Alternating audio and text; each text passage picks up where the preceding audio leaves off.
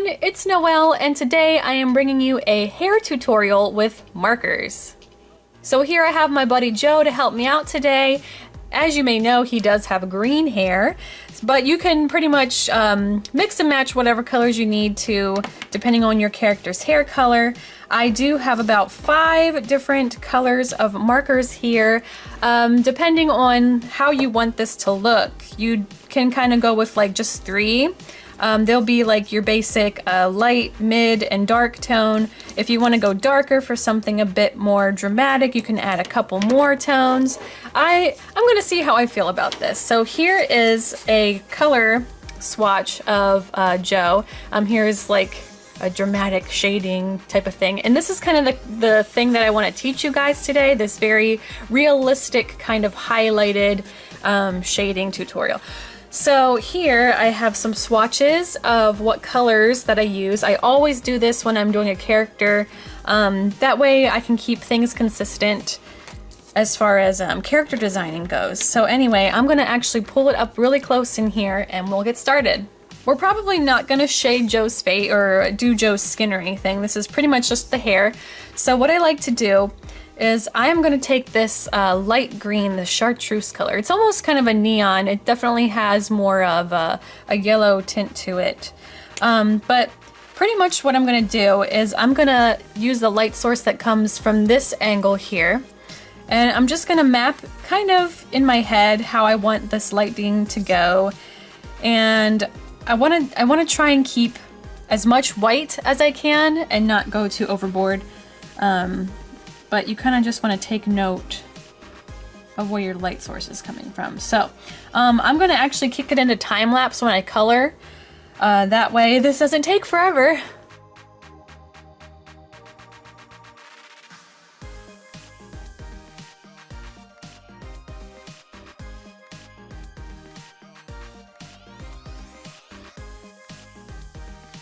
So what I'm doing here is I want to flick the color up.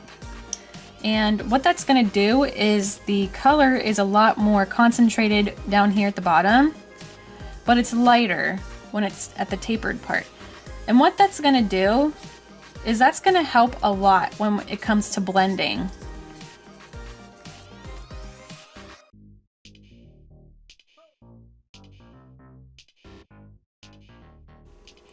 So now that I have this kind of white area marked out, I'm just gonna really lightly ghost over it with this this green color. But I don't wanna get too crazy with it because I do wanna keep as much of the white as I can.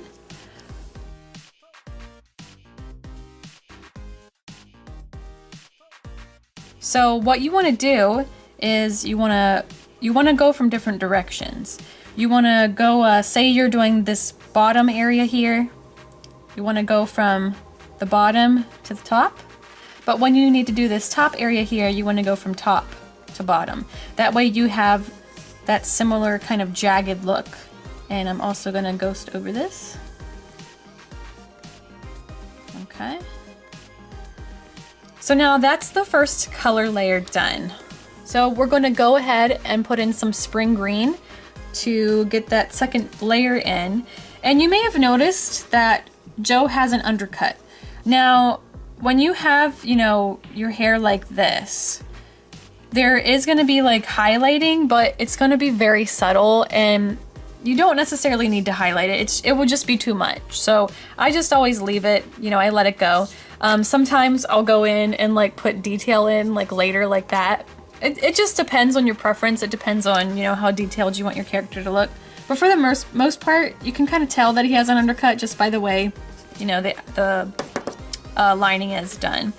So when you go in with the second layer, you kind of want the first layer to show a teensy little bit.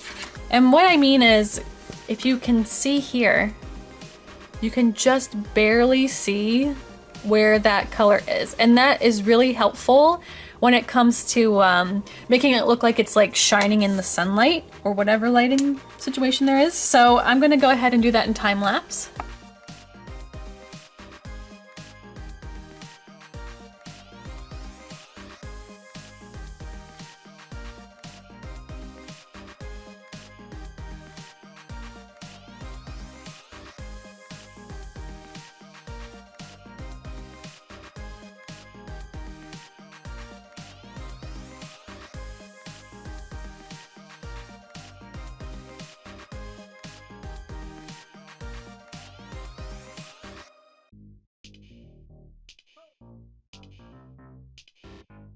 When I do highlighting, especially if I want to do it kind of dramatically, I try to leave a little bit of wiggle room.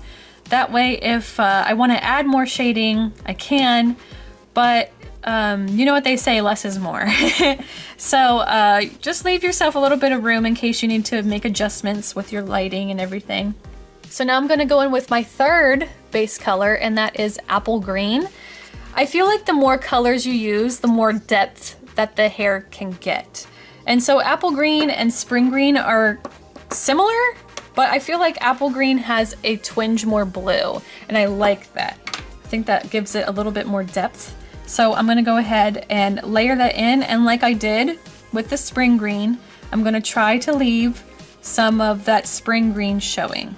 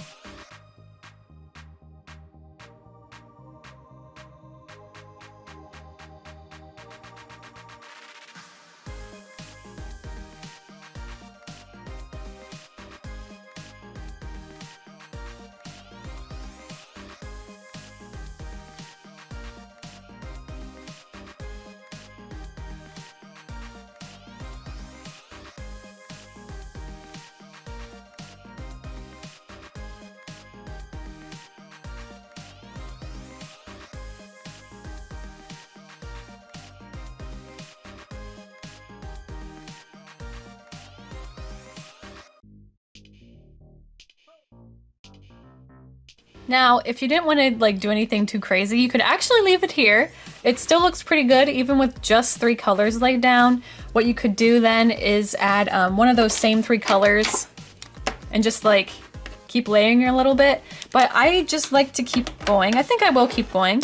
I'll use these other 2 darker colors to give a little bit more depth and shadow shading to Joe's hair here. So I'm gonna go ahead and start with that. I'm going to take this leaf green color. It is a little bit of a darker green. I can't really tell what kind of, like, where in the family color range it lies. It looks more of a yellow green. But anyway, let's continue.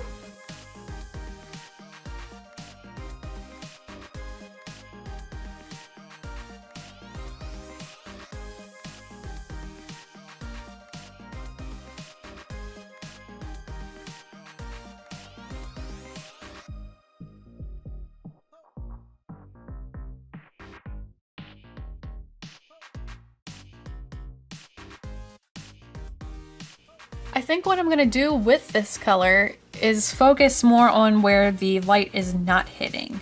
So on the back of Joe's skull here, and then maybe the back of his ponytail, and you already saw me do the inside here, and I might focus a little bit on the tips and maybe the top. I don't want to go too crazy, but I do like adding this darker color. It definitely gives the look of shading.